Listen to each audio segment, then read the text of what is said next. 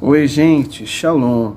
Nós estamos indo para mais um vídeo da série Naamã e nós temos pego alguns viés nessa história de Naamã, extraindo verdades para a nossa vida, principalmente no critério do cenário religioso, que podemos extrair aqui tantas verdades dentro dessa história, a história de Naamã. Hoje eu quero propor um tema que é notório aqui dentro, que é visível dentro dessa história, outro tema, que é o Evangelho da Graça, em contraste com líderes mercenários.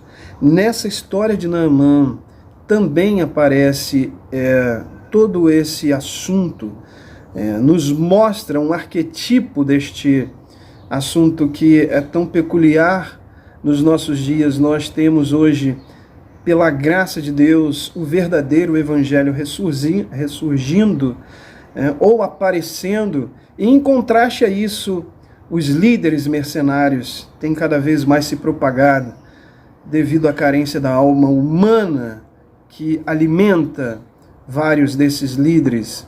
Esses líderes mercenários, essa expressão é descrita por Jesus no Evangelho de João, capítulo 10, onde ele dá alguns nomes: ladrões, mercenários, enganadores. Nós vamos estar falando isso na segunda parte dessa palavra. Eu decidi dividi-la, mesmo que seja um tema apenas, mas ela trata de dois assuntos: o Evangelho da Graça dentro da história de Naamã e os líderes mercenários. Dentro dessa história é apresentado aqui a história de um líder que se torna mercenário, que é um mercenário, que é Geazi.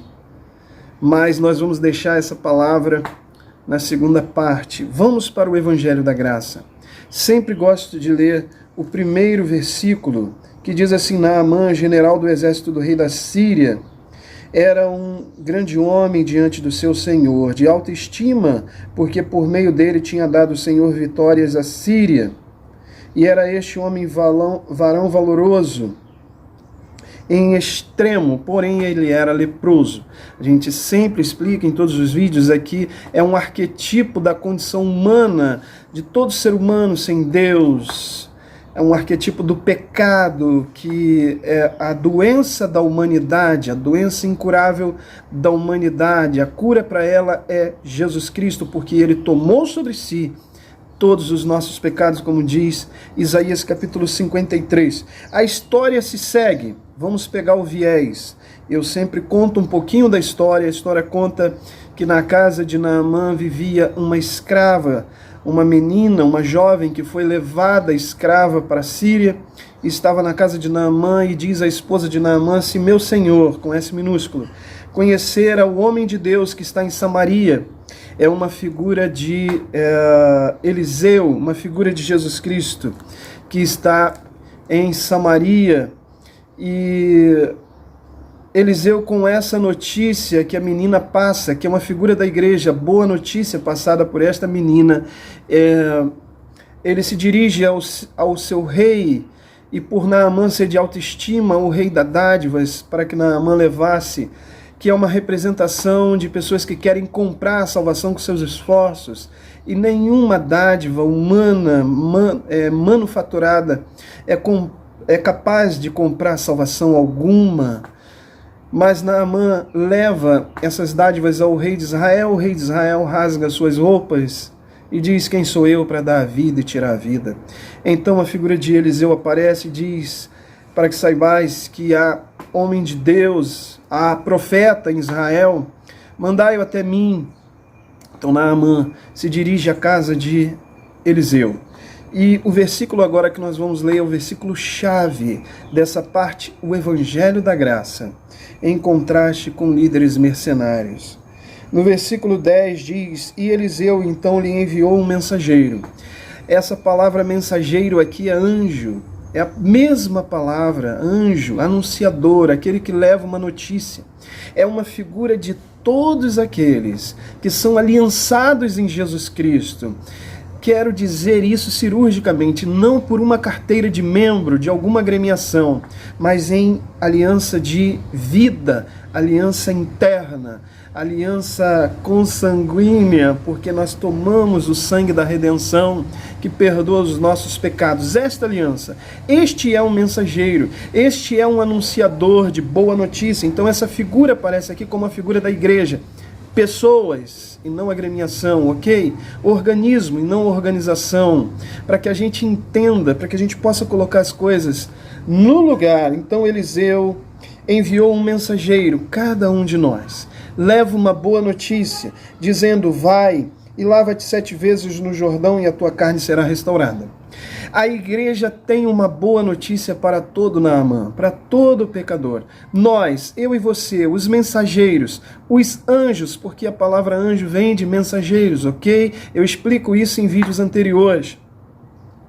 Nós temos essa boa notícia. Naamã, lava-te 7 vezes no Jordão. Aqui é uma figura de você ter um reconhecimento, um quebrantamento, um anúncio e uma confissão com seus lábios e um reconhecimento interno no seu coração que Jesus Cristo é o Senhor. Eu me submeto a Ele e sei que Ele é o Salvador da minha vida.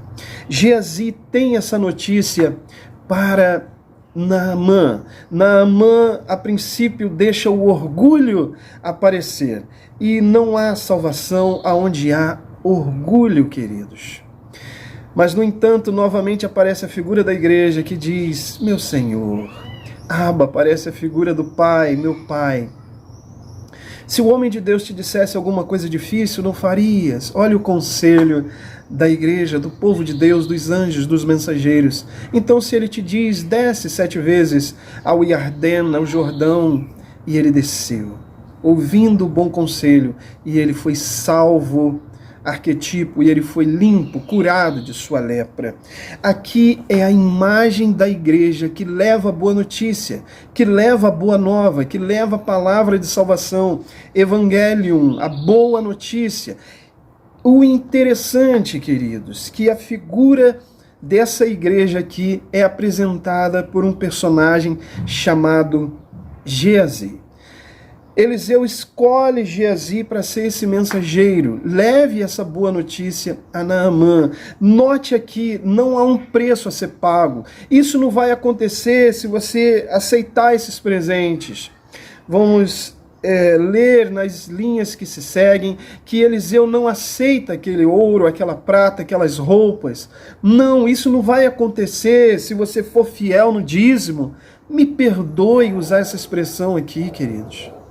Não vai acontecer se eu levei todo o meu dinheiro e depositei lá na igreja. Não há um preço. Veja, Eliseu não aceita esse preço.